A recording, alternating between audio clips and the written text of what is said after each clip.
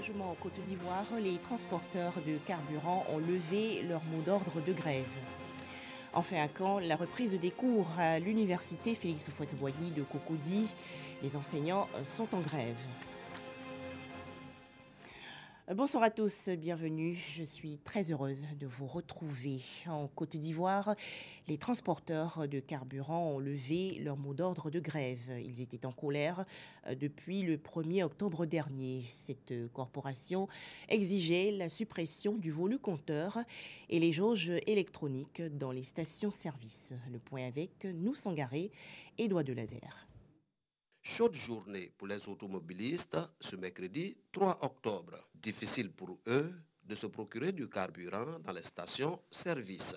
Quand je suis venu, le gars m'a fait entendre qu'on peut prendre à la rigueur 10 000. On ne peut pas dépasser au-delà de 10 000, on ne peut pas prendre pour 15 000. Donc je suis obligé d'attendre par ici jusqu'à la réserve. Mon patron m'appelle depuis là, je dis de l'attendre. Je suis encore dans le rang. Donc il va par là parce qu'il va partir en taxi, donc j'attends. J'ai fait Trècheville, Plateau. Je suis à ma troisième commune. Parce que j'ai fait toutes les stations là-bas. J'ai fait une bonne partie des stations. Je vais attendre. Parce que je veux avoir du carburant. Sinon, je ne pourrais pas aller au travail. Du Plateau, en passant par Trècheville et Cocody, les stations sont pour la plupart fermées. Une situation qui crée d'énormes désagréments. Nous sommes bloqués, on ne peut pas le faire autrement. On a d'autres courses à faire. Tu es obligé d'attendre pour prendre le camion pour aller faire des courses. On ne peut rien. Ça, le camion, tu ne peux pas faire les courses. Depuis, comme on appelle Palmeraie, j'ai en train de chercher des stations de venir jusqu'à ici. Je n'arrive pas à trouver. C'est ici que j'ai forcé de rentrer un peu. Et puis je suis là. Ça ne nous arrange même pas du tout. On n'a pas besoin de parler. Tu vas au travail, s'il n'y a pas de camion, tu vas faire comment tu partis? Tu es perturbé, tu ne peux pas aller, et c'est un retard. Et on dit qu'il est véhiculé. Ou bien tu as un problème d'urgence, tu sais, on t'appelle. Pour une maladie, pour une santé, pour quelque chose d'urgent, tu es complètement obligé. Donc à eux de s'arranger pour qu'on puisse vraiment avancer. Cette pénurie de carburant fait suite à la grève des chauffeurs de camions citernes qui font la desserte à travers les villes du pays. Des négociations sont en cours depuis cet après-midi entre la direction des hydrocarbures, les pétroliers et les transporteurs afin de trouver un dénouement heureux à cette crise de carburant. Et tandis que les transporteurs de carburant lèvent leur mot d'ordre de grève, les enseignants et chercheurs de l'université Félix Houphouët-Boigny de Cocody, eux, ne donnent plus de cours depuis plusieurs semaines. Ils réclament, entre autres, le paiement intégral des heures complémentaires effectuées de 2016 à 2017. Les autorités ivoiriennes, de leur côté, les appellent aujourd'hui à reprendre le travail et maintenir le dialogue. On en parle avec Guillaume Zéré et Koné Pargassoro. Université de Cocody, ce mercredi, le campus est désert. L'ambiance n'est pas celle des jours ordinaires. Juste quelques souhaits des étudiants. Il y a des étudiants à l'université de Cocody parce que l'université abrite un campus. Voilà, donc parfois ce sont des habitants de la cité universitaire qui sont là. Mais vraiment, il n'y a pas de cours depuis plus de 2 semaines. Après les inscriptions, on n'a pas encore commencé les cours. Donc c'est qu'il n'y a pas de cours. Pas de professeurs, donc pas de cours depuis maintenant 2 semaines. En cause, la grève des enseignants regroupés au sein de la SENEC, la coordination nationale des enseignants, chercheurs et chercheurs. Nous les retrouvons à leur siège. La seule et unique raison, c'est que nos heures ne sont pas payées conformément au mode de calcul qui existe depuis 11 février 1990 et renouvelé en février 1999 avec les mêmes dispositions. Et donc, ce sont ces règles-là qui ont été bafouées. Selon un responsable et enseignant de la SENEC, l'université de Cocody refuse de leur payer les heures supplémentaires de l'année académique 2016-2017, sous prétexte d'une nouvelle grille de paiement qu'ils ne reconnaissent pas. Joint pour avoir sa version, le président de l'université Félix Houphouët-Boigny a souhaité ne pas s'exprimer. Cependant, dans la note d'information mise à notre disposition, il bat en brèche la version des enseignants. Le calcul des heures complémentaires suit une procédure connue de tous. Il part des chefs de département aux responsables de suivi des unités de formation et de recherche pour aboutir au service de la vice-présidence en charge des enseignements qui procède au contrôle. Ce contrôle se fait conformément au règlement intérieur des heures d'enseignement et d'encadrement, adopté par le Conseil d'université du 11 février 1999. C'est ce document résumé pour le calcul des heures que la SENEC, dans son préavis de grève du 10 septembre 2018, désigne comme bréviaire non homologuée. Avant de conclure, en conséquence, l'équipe de direction appelle les enseignants et les étudiants à reprendre le travail dès le jeudi 4 octobre 2018 à 7h30. À cet appel à la reprise des cours ce jeudi 4 octobre, les enseignants sont tout aussi ironiques. Hier, il a émis une note aux enseignants pour la reprise demain. Vous-même venez constater demain. Vous allez voir combien d'enseignants sont en train d'enseigner. Les cours à l'université de Cocody vont-ils reprendre demain jeudi 4 octobre? La question reste posée au vu de cet autre bras de fer entre enseignants et administration. Une situation qui inquiète les étudiants. Un tout autre sujet à présent, les journalistes et hommes de médias ivoiriens s'engagent dans la lutte contre 3 maladies. Il s'agit du VIH-Sida, de la tuberculose et du paludisme. La presse a été contactée récemment par les instances de coordination nationale. Objectif, recueillir des informations pour une plus grande sensibilisation de la masse. Les explications de Dongui Dongui. Le sida, le paludisme et la tuberculose, des pandémies qui font des ravages dans les pays africains et dans le monde. Selon le rapport de l'Organisation mondiale de la santé, plus de 36 millions de personnes vivent avec le sida dans le monde aujourd'hui. Chaque jour, 5 000 personnes sont infectées et 3 000 meurent du sida, soit une personne toutes les 30 secondes environ et 1 million de décès par an. Pour renforcer la sensibilisation des populations sur les conséquences de la maladie, l'instance de coordination nationale des subventions du Fonds mondial de lutte contre le sida, la tuberculose et le paludisme met à contribution les journalistes. Cette signature de partenariat entre le réseau des journalistes ambassadeurs de lutte contre le sida, le paludisme et la tuberculose va donc booster la communication autour des activités de prévention des partenaires sociaux. La communication était un pouvoir très important.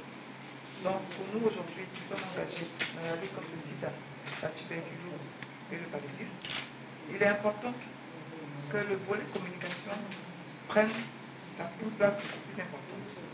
Et cela peut se faire avec vous, les journalistes, ambassadeurs de la lutte contre les maladies infectieuses.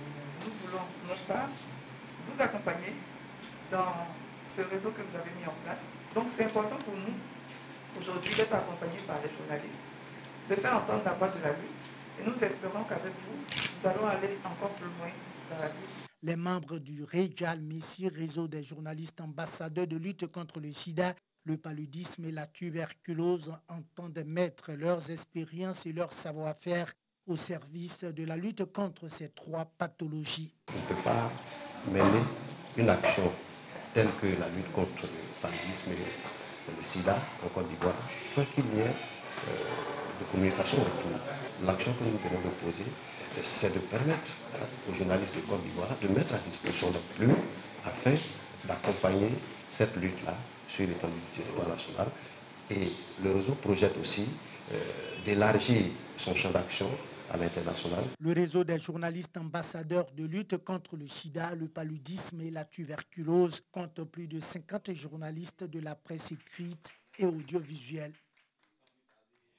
Direction à présent Omputo, village situé dans la commune de Cocody. L'église catholique Saint-Michel a célébré récemment son protecteur, l'archange Michel. Des prières pour la paix et la cohésion sociale ont ainsi été dites. Doigt de laser.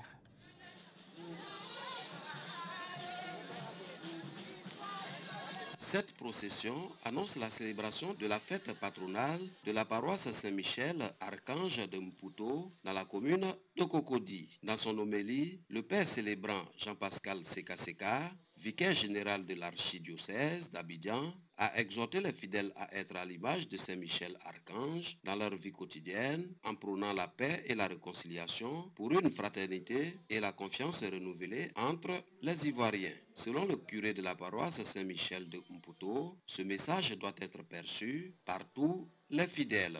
Jésus est venu nous réunir tous. On était dispersés, on était divisés. Il est venu nous rassembler. Donc, si nous voulons vraiment le suivre, Si nous voulons montrer que nous sommes ses amis, ses frères, ses sœurs, nous devons travailler dans le sens de la paix et de l'unité. Pour le parrain de la cérémonie, le peuple de Dieu doit demeurer dans le respect de la parole biblique afin de garantir la cohésion sociale au sein de la communauté chrétienne. Notre saint patron que nous fêtons a combattu et a été victorieux. Nous sommes venus avec la famille apporter notre édifice pour l'œuvre de Dieu. Avec la tension qui se présente à l'horizon à travers les différentes élections, que Dieu ait un regard sur la Côte d'Ivoire. Il envoie ses archanges aussi intercéder, prier, nous aider à traverser toute cette turbulence. La fête patronale de l'église catholique paroisse Saint-Michel de Mputo a mobilisé les fidèles venus partager la joie de vivre dans la foi chrétienne. Un drame au large de la Guinée-Bissau. Une pirogue transportant plus de 70 migrants a chaviré le 1er octobre dernier. Les radios locales ont été mises à contribution pour demander aux pêcheurs d'entrer en contact avec les autorités en cas de découverte de corps ou survivants. Lampedusa, en Italie, veut oublier le douloureux épisode du naufrage de plus de 300 migrants en 2013. Cette île compte aujourd'hui sur l'afflux des touristes pour développer des activités touristiques et autres hébergements. Fin septembre, la saison touristique bat encore son plein sur l'île Lampedusa. Gaspard Natoli, né il y a 50 ans sur cette île, n'avait jamais vu cela depuis longtemps. Nous avons ici la mer la plus belle du monde. Je peux vous le garantir. Le seul défaut, c'est que l'île est un peu désorganisée. On pourrait réparer les routes, avoir plus de services, ce serait bien mieux. Depuis les années 90, l'île a vu passer les dizaines de milliers de migrants en quête d'une vie meilleure en Europe. Mais la traversée est très risquée.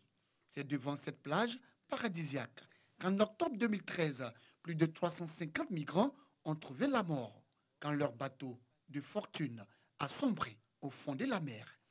5 ans après, l'île est rassurée que les touristes reviennent. La mer est fantastique, les plages aussi, les gens sont très sympas. Personnellement, tout va bien. Et pour être honnête, j'ai vu beaucoup plus d'immigrés à Monza et à Milan qu'ici. En pourcentage, il n'y a pas photo. Je crois que j'en ai vu que 2. En 2018, plus de 2500 migrants ont déjà transité par Lampedusa, venus tout droit de la Tunisie. Et la fuite peut augmenter avec la fin des opérations humanitaires comme militaires près des côtes libyennes. Nous n'avons aucune crainte. Les migrants en provenance de Libye peuvent difficilement arriver ici par leurs propres moyens, car le golfe de Sirte est loin. Le point de départ vers nous, c'est la Tunisie.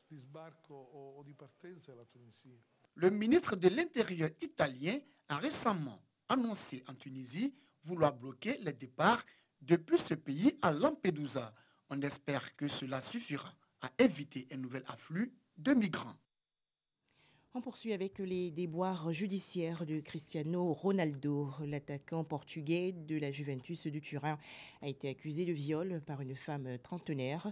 Les faits remonteraient à juin 2009 alors que le footballeur fêtait son transfert au Real Madrid dans sa chambre d'hôtel à Las Vegas aux États-Unis. La plaignante affirme avoir été contrainte au silence en signant un accord financier. À noter que malgré le démenti de Cristiano Ronaldo, une enquête a été ouverte. Le bilan s'alourdit en Indonésie après le tsunami et le séisme qui ont frappé l'archipel de Célèbes le 28 septembre dernier. On dénombre plus de 1400 morts et 2500 blessés. Sur place, la population manque de nourriture, d'eau potable et d'abri. Voilà, merci de nous avoir suivis. Nous serons encore ensemble demain, jeudi,